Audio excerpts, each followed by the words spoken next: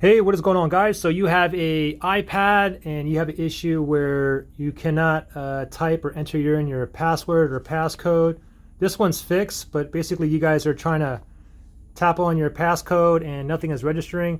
I'm gonna show you how to get up and running right now. Okay, very easy to do. Okay, so first thing to note is it depends what kind of iPad you have now. Okay, now if you have an iPad that has a physical home button like this, what you're gonna do is this. Okay.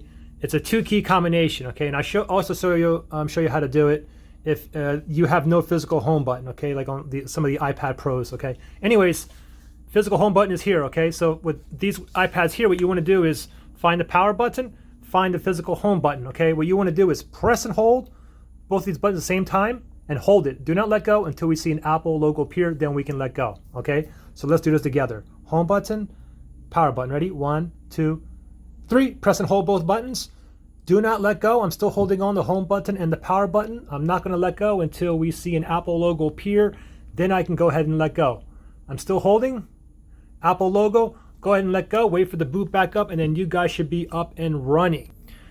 Now, if it didn't work the first time, try it 2 or 3 more times. Okay. Now, for those of you that have an iPad where you don't have a physical home button, I don't have one of those iPad Pros, but similar to like an iPhone, like there's no physical home button down here. So with your iPad Pro or whatnot that doesn't have a physical home button, it's a 3-key combination instead of 2-key combination, okay? So with the iPads with no physical home button, the three key combination is this. What you want to do is press the volume up, volume down, and then press and hold the power button, okay?